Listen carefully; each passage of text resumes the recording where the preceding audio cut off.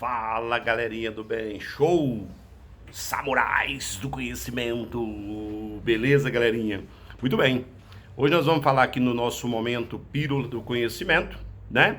Sobre a prosa romântica, o romantismo nacional, no caso aí o romantismo dos folhetins, né? E nesse caso aí vocês vão perceber que esses folhetins vão dar origem a grandes escritores, ou grandes escritores vão dar origem a esses folhetins.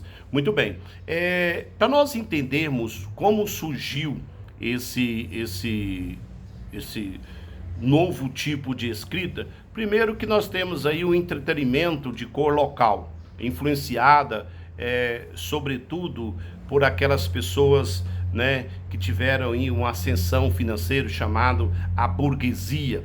E essa urbanização da cidade do Rio de Janeiro vai colaborar muito para isso. Ou seja, pessoal, a capital era também a corte, né, do império.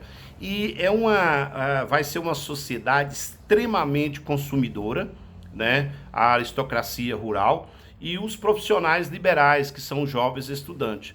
E surgindo aí, no caso, o surgimento do jornalismo brasileiro, isso mesmo.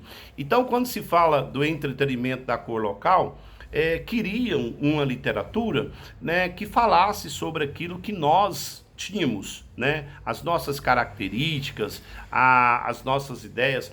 E esse público leitor desses folhetinhos, tipicamente urbano, vocês vão perceber, e apesar de terem raízes rurais, né, que eram mulheres, estudantes da corte e que tinham, né, queria criar uma independência, né, em busca de essa ascensão econômica, política e daí por diante. E logicamente, quem eram esses? Filhos, né, filhos de senhores rurais que iam para a cidade grande para estudar. Então, literalmente, esses folhetins modernizaram uma sociedade, beleza, pessoal? Nesse caso, precisamos entender bem quais são essas características da prosa romântica. Vocês vão perceber que não está muito distante dos dias de hoje. Primeiro, o sentimentalismo. Ai, professor, aquele mesmo sentimentalismo do romantismo em verso, em poemas? Sim, pessoal. Só que nós temos aqui agora esse impasse amoroso, né? Que é a ideia da idealização amorosa ou a ideia do nacionalismo, aquilo que vimos lá na primeira geração com Gonçalves Dias, exatamente. Agora, só que nós temos personagens agora, que é uma escrita em prosa, né, pessoal? Eu tenho personagens planas, eu tenho modelo de herói clássico, né? E lógico, uso constante aí de flashbacks, né?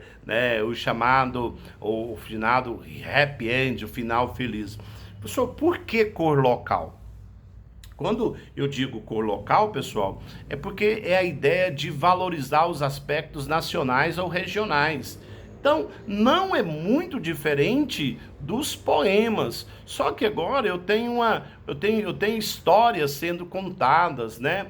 Então, eu tenho lá vários tipos de romances românticos. Eu tenho um regionalista, eu tenho um indianista, eu tenho histórico, eu tenho urbano, né?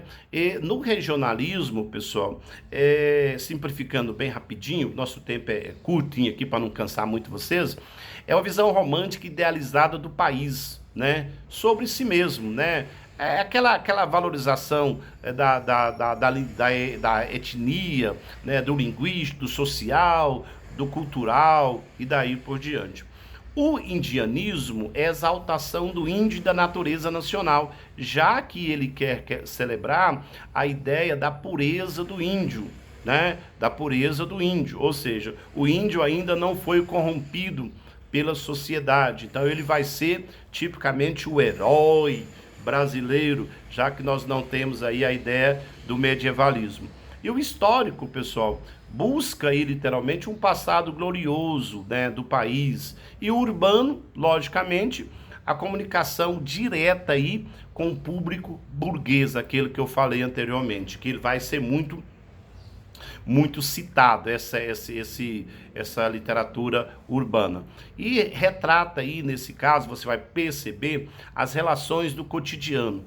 Personagens comuns e de fácil identificação, já que o público não é um público tão intelectual assim, né? A idealização amorosa e retrato aí dos valores burgueses. E você vai perceber que aqui se cria aquela ideia do herói, né? A ideia da heroína, a ideia do final feliz, a ideia de termos aí a essência, né? A essência do homem que morre pelo amor da mulher amada. A ideia de Shakespeare, teoricamente sim, porque se busca esse final, sempre esse final feliz, onde eu vou ter aí, né, o grande vilão para combater o mocinho que luta pela mocinha. É isso aí mesmo, coisa que depois passou a ser retratado lá nos filmes. Manuel Antônio Almeida tem uma importância muito grande nessa literatura. Temos também, não podemos esquecer, o grande José de Alencar, filho de uma família tradicional, que teve aí a oportunidade de estudar e devolver para as pessoas aquilo que ele aprendeu. Escravocrata, lógico, monarquista e conservador, ele trata tudo isso. Então temos aí belas literaturas de José de Alencar. Não vamos falar das literaturas especificamente, vamos falar só das características desse romance em prosa, para que vocês possam identificar, né, a diferença aí do poema e da prosa. Muito bem. Esses os romances urbanos, pessoal, que idealiza a própria sociedade, né, onde a mulher começa a ter acesso, começa a se identificar com essa literatura. Agora, lógico que nós não estamos falando de verossemelhança, né? Lógico que esse romance tem um caráter inverossímil, né? Ao tentar retratar, no caso, os conflitos entre a realidade e o universo sublimado, ou seja, a idealização, não resta a menor dúvida. Essa idealização da realidade humana, da qual é retratada, ou seja, e social do país, né? É algo totalmente, literalmente, continua sendo romântico, passando aí a passos largos dos problemas sociais, como, por exemplo, a escravidão, por exemplo. Esse é um problema que é muito pouco trabalhado nessa literatura. Apesar de dar, sim, ter algumas pinceladas, mas ele não foca, porque essa não era a ideia. Agora, lógico, dá início aí aos romances, né, onde vão falar do país, como falei anteriormente, os romances regionalistas. E a principal importância é retratar a condição do país, mas de uma forma mais idealizada, né? Ou seja, o pessoal não se preocupando tanto em focar, em retratar os problemas sociais, políticos, econômicos, como vimos lá, como vamos ver no caso, no realismo, na segunda metade do século XIX. Muito bem. As obras de Alencar, elas simplificam muito bem esse tipo de romance, essa prosa, né? Primeiro, ele vai retratar muito, como eu disse anteriormente aí, o romance indianista, que é a tríade indianista, no caso, Guarani, Iracema, Ubirajara, né? Romances regionalistas como o Gaúcho, romance histórico, as Minas de Prata aí, beleza?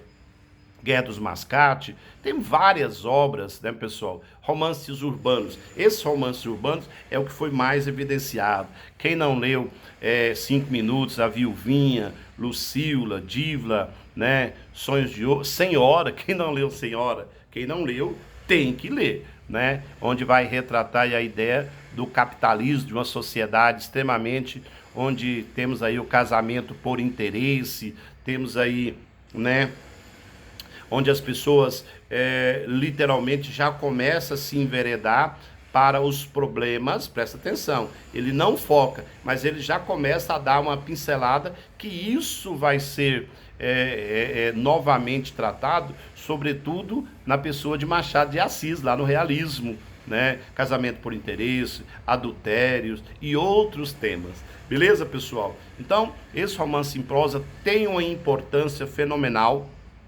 né? É ele que levou algumas pessoas a gostarem de ler, porque, como diz para vocês, sai dessa cultura, dessa literatura europeizada e começa a retratar aquilo que era nosso. Beleza, pessoal?